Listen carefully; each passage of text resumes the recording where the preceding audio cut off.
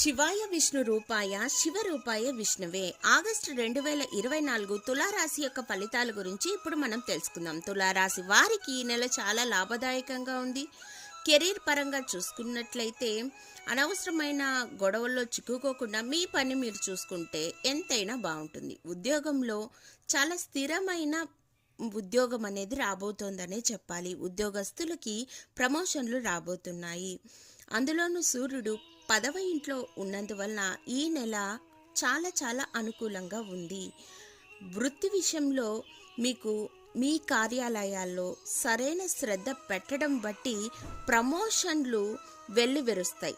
మీ జీవితంలో ఒక స్థానం నుండి ఇంకో స్థానానికి మారే ఛాన్స్ అనేది ఈ మాసంలో చాలా మెరుగ్గా కనిపిస్తుంది. అలాగే మీ జీతం కూడా పెరిగే అవకాశం కనిపిస్తుంది. మీరు పేరు ప్రతిష్టలు, మీకు గౌరవ మర్యాదలు అన్నీ పొందబోతున్నారు.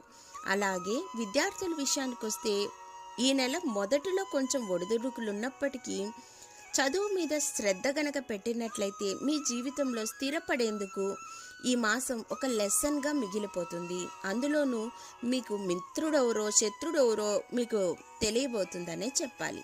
అందులోనూ శుక్రుడు వంటి శుభగ్రహాలు 5వ ఇంటిపై ప్రత్యేక దృష్టి పెట్టడం బట్టి అనుకూలమైన విషయంగా చెప్పవచ్చు. అందులోనూ ఏకాగ్రత పెరిగి వివిధ సబ్జెక్టులపైన అధ్యయనాలు చేయబోతున్నారు. అందులోనూ మీరు చేసే కష్టానికి తగ్గ ప్రతిఫలం అనేది తిరోగమన దిశలో ఉన్న శని 5వ ఇంటిలో ఉన్నందువలన ఈయన కష్టానికి తగ్గ ప్రతిఫలం ఇవ్వబోతున్నారు. కుటుంబ విషయానికి వస్తే చాలా చాలా అనుకూలంగా ఉంది. 2వ ఇంటికి అధిపతి అయిన కుజుడు 8వ ఇంట్లో ఉన్నందువలన సొంత ఇంటిని చూస్తున్నాడు.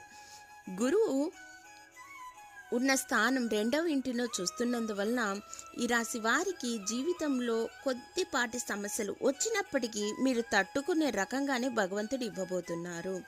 ప్రతిదాన్ని నెగిటివ్గా ఆలోచించకుండా పాజిటివ్గా తీసుకొని ముందుకు వెళ్తే మీ జీవితంలో స్థిరపడతారు. అలాగే ప్రేమ విషయానికి వస్తే ఈ నెల ఎక్కువ చర్చించుకోకుండా ఉండటమే ఎంతైనా అవసరం.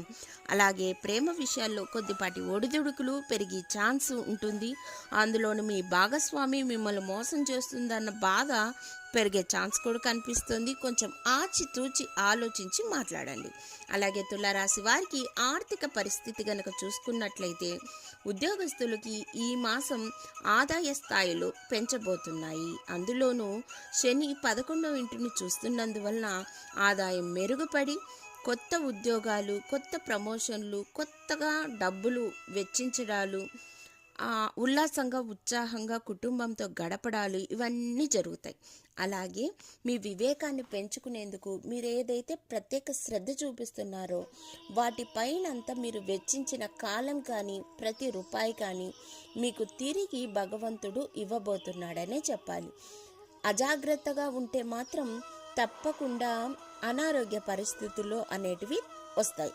కాబట్టి ఆరోగ్యం పట్ల శ్రద్ధ ఎంతైనా అవసరం. ఏది ఏమైనప్పటికీ ఈ నెల మీకు చాలా చాలా అనుకూలంగా ఉంది.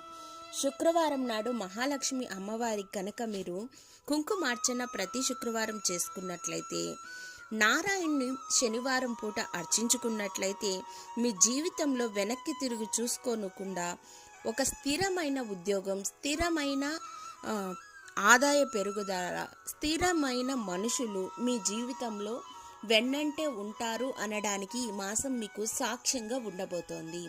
ధన్యవాదములు.